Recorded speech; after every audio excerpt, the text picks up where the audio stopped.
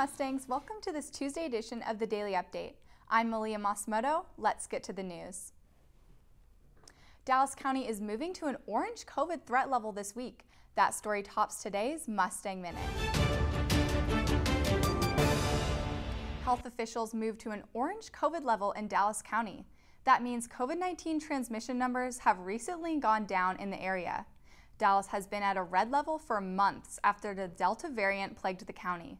The orange level means residents will be able to engage in more activities, but many restrictions will remain in place. That means a mask mandate stays in place in all federal buildings, including all airports and courthouses. The move comes as Dallas reports its 5,000th COVID death in the county. Statewide, there have been 70,000 deaths due to COVID. The FDA delays its decision on Moderna's COVID vaccine for 12 to 17-year-olds.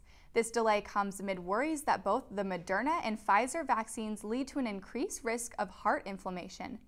Moderna says that while more than 1.5 million adolescents have received its vaccine worldwide, the number of heart inflammation reports does not suggest an increased risk for those under 18. Until a decision is reached, the Moderna vaccine will still be available to U.S. adults. In Tuesday's elections, voters will decide to approve 8 new changes to the Texas state constitution. Some of those changes call for residents in nursing homes to be able to designate a loved one to be able to visit them, even in lockdown situations. Another would prohibit the state from limiting the amount of people who could participate in religious services. Polls will be open until 7 p.m. An Amber Alert is in effect for a 14-year-old girl, Stevie Patrice Johnson. Glen Heights police are searching for her 33-year-old mother, Shawnice Renee Hickman, who they believe is linked with her disappearance. Hickman does not have custody of the child. Johnson was wearing blue jeans, a gray jacket, and Nike Air Force One sneakers. She's 120 pounds, around 5 feet tall, with brown hair and brown eyes. Authorities believe Johnson was taken at a bus stop by Hickman, driving a 2017 black GMC Terrain with Missouri plates. The legal battle against Texas's new abortion law continues as several Supreme Court justices raise questions regarding its constitutionality. The justices are concerned about how the new law will be enforced.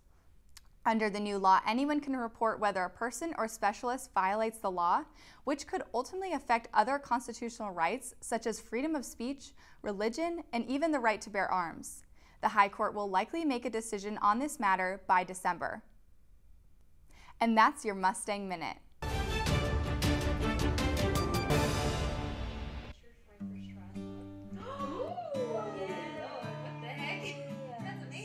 Finding something that was greater than I was through community and with faith really gave me something greater to hold on to and people to rely on. Godly sorrow brings repentance that leads to salvation.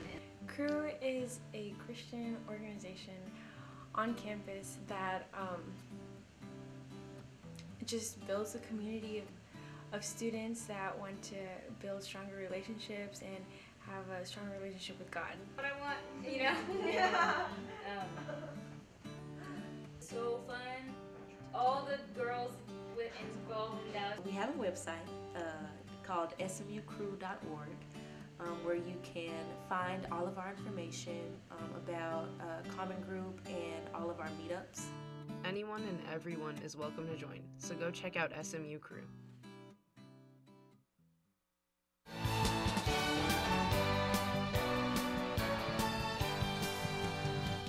Hey Mustangs, I'm Melia Masumoto here with your 5-day forecast. Some big changes are coming to the hilltop, which will have you grabbing those heavier jackets and the umbrellas. It will be a cloudy day Tuesday, and by the evening hours, rain will start to move into the area and temperatures will start to drop. Rain chances will be about 50% with highs only in the lower 60s. Wednesday will see some of the coldest temps of the season as the highs will only be in the lower 50s. Lows will be in the mid 40s. There's also a 90% chance of rain on Wednesday. Thursday, we could see rain linger in the morning, but the sun will come out that afternoon. Highs will be in the mid 50s with lows around 40 degrees. Friday will be partly cloudy with highs in the lower 60s and lows in the lower 40s. We'll warm up a little over the weekend. Saturday's high will be around 66 degrees. So again, Mustangs, get ready for some very chilly temps over the next several days. Wednesday promises to be cold and wet. That's your 5-day forecast, Mustangs. I wouldn't necessarily call Tony Blair and Saddam Hussein the best of buddies back in 2003. So these 2 points, while interesting, don't fit under the framework that my opponent and I have agreed to today when we're talking about friendships and positive relationships. Some of my greatest friends have been made doing debate here at SMU because you travel with them and you prep alongside them. You really get to know them as an individual, and it really helps make your college experience greater because it can give you a really good core friend group. I would recommend joining the SMU debate program in order to build up your communication skills, advance your career, and perhaps even win a national title. Underneath our diplomatic model, we have had incredible successes in North Korea. We've gone from a nuclear state, which is talking about bombing our country, to negotiations. Our current 15-member base meets Thursday nights at 7 p.m. in Humphrey Lee 247. Come join debate this Thursday.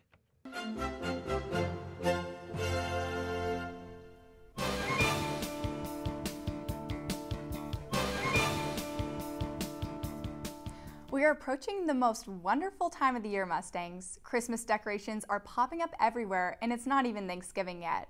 The SMU Student Foundation is hard at work making sure students feel the holiday buzz on campus.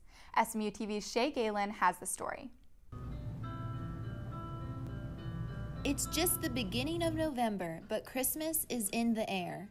Ornaments, wreaths, lights, anything Christmas is packed on department store shelves. Christmas is also on campus. Crews are prepping for the annual SMU holiday tradition, the Celebration of Lights, held by the Student Foundation. There's a fun fact this year about the tree.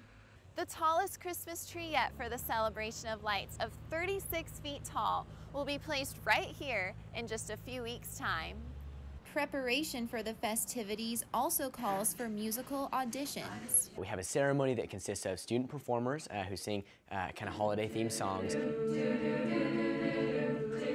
Students prepare 2 options to perform in front of the judging panel, showcasing the talent on campus.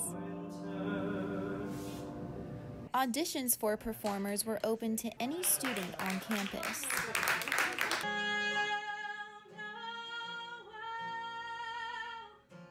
Honestly, just blows you away when you're in that audition room, and then when you're on stage with them, it is absolutely crazy. And I'm sure when people are in the audience also, it just really kind of shakes the whole campus and touches everybody.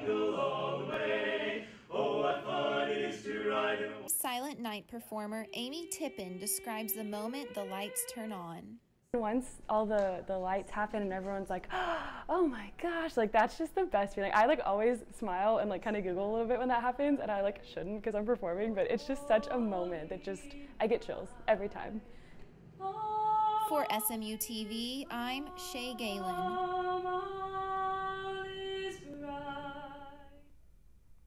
Get in the holiday spirit with free hot cocoa and food, reindeer, charcuterie, artists, and great photo opportunities. The Celebration of Lights is November 29th at 7 p.m. on Dallas Hall lawn. Well, that's all we have for you, Mustangs.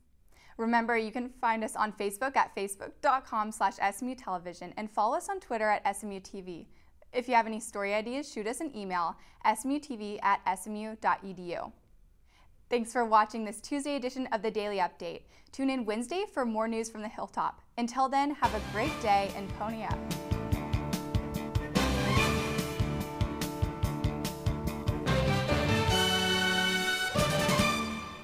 SMU-TV and the Division of Journalism want to thank our underwriters, North Park Center in Dallas, Javier's Gourmet Mexicano on Cole Avenue, and Advance ER off West Lovers Lane. We appreciate your support of student media.